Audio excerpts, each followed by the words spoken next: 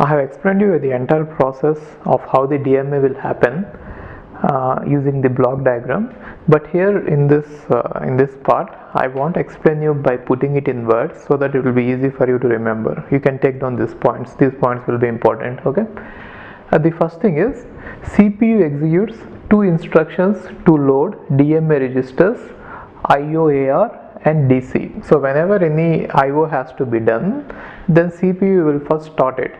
In case if the device starts it, then there will be an interrupt. As a result of the interrupt, CPU will start this first step. Or if the CPU wants to initiate the IO, for example, if it wants to write something to the printer, then CPU is initiating it, right? Or if you type something on the keyboard, then keyboard is initiating it. Whatever it is, the first step before any DMA has to happen is initialize the registers of the DMA controller. What are the main registers that I told you to initiate? One is IOAR, which means the IO address register. So IO address register will contain the address of the main memory word where we have to read or write, where we have to start reading or writing. Okay, and the DC is the data count. This indicates how many words you are supposed to read or write. Okay, these two things have to be initialized first. Once you initialize it, then DMA will take the control of the bus whenever it is free or whenever device is ready. So see the next step. When the DMA controller is ready, so what do I mean by DMA controller is ready? When the IO device has provided some data to the DMA controller, or when IO device has sent a DMA request to the DMA controller saying that yes, I have got some data, let's transfer it. If it is ready, then DMA controller will activate BR. So what is BR? Bus request. So it will ask for the bus. Now it can ask for the bus at any time, but then our CPU has to give the bus only at certain points, right? They are called as DMA breakpoints. I told you. So where are the DMA breakpoints?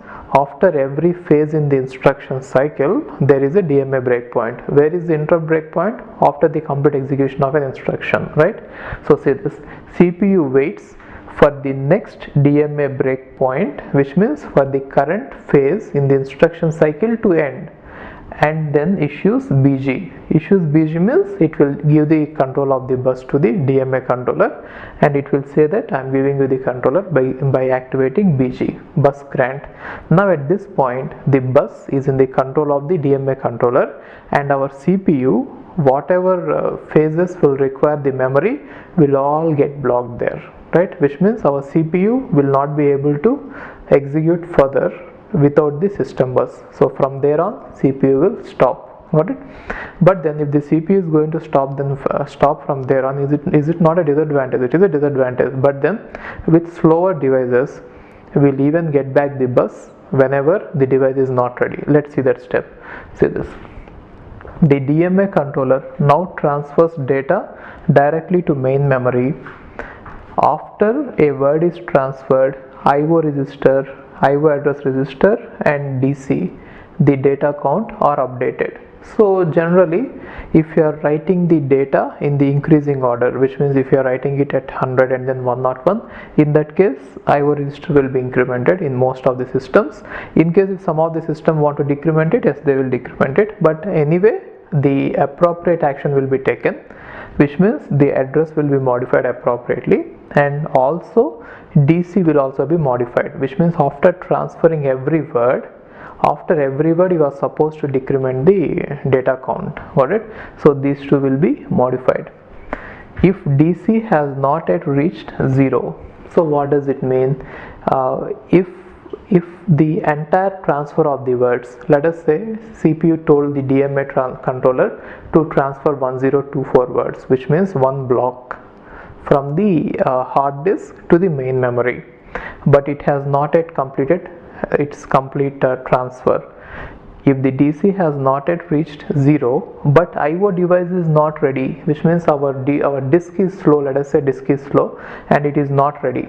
You have transferred one word, but then the disk is not ready, then what will our DMA controller do? It has to give back the control of the bus to the CPU so that CPU will execute. Unnecessarily, why do you want to block the CPU if you are not using the system bus, right? So see this, IO device is not ready to send or receive the data send or receive the next data, then DMA controller releases the system bus by deactivating BR, which means if it doesn't need the bus anymore, till now BR was 1, now it will make BR as 0, bus request as 0, then CPU will understand that, oh, our DMA controller doesn't need it, right? BR will be 1 here, 0 here, then CPU deactivates BG, then CPU will say, okay, I'm not granting you the bus, if you don't request, I'll not grant. Then now the bus is taken back by the CPU, got it? So whenever it is not required by the our controller, the bus is taken back by the CPU and our CPU can continue with its execution. Therefore this mode is generally called cycle stealing mode, right? For some time CPU, this system bus is under the control of the DMA controller, for some time it is under the control of the CPU, right? So when both are going to use in an interlude fashion, so that is why it is called as cycle stealing mode. In case if the IO device is fast, then once you grant the release, once you grant the bus to the DMA controller, sometimes DMA controller will keep on transferring the data until the entire transfer is over, in case if the peripheral is very fast. In that case it is called as burst mode. For the entire period of time our CPU has to sit idle, right? So anyway we cannot avoid it. See, either you let the transfer happen at one go, or you just let one word get transferred and you execute for some time, one word get transferred and you execute for some time, but anyway the total time required to transfer the data is going to be the same. Either everything happens at the same time or everything happens in an interlude fashion. If all the data transfer happens at the same time, it is called as burst mode. If it happens word by word, it is called as cycle stealing mode. Both are popular, right? And both are being used. If the peripheral is fast, we go with burst mode. If the peripheral is slow like keyboard, we go with the interleaving mode, right? That is cycle stealing mode. Got it? And the next one is, if DC is 0, which means if the data count is 0, what does it mean? CPU has issued some work to the DMA controller to transfer 1024 words, assume that. Then if all the 1024 words have been transferred, then obviously the work is over. In that case, DMA controller interrupts the CPU. It will send an interrupt signal. At that point our CPU has to check the status registers of the DMA controller to find out why this interrupt has been raised. If the interrupt has been raised because the work is done, then our CPU might react giving it the next work, or it might react by generally there will be a lot of pending works, pending IO requests.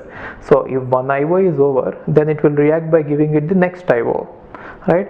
Or if the interrupt is raised because of some other problem like the peripheral is not responding, then it will stop that, take back the control of the system bus, and it will go on doing the fixing work, that bug fixing work. So anyway at the end we are going to get an interrupt. Got it? So once you get the interrupt, you are going to check the status and do the needful.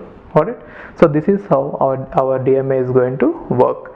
So initially it will be initialized by CPU, and then DMA controller and CPU will keep on sharing the system bus, and once everything is done, it will be interrupted by the DMA controller, and DMA controller will give back the system bus at the end. Got it? Okay.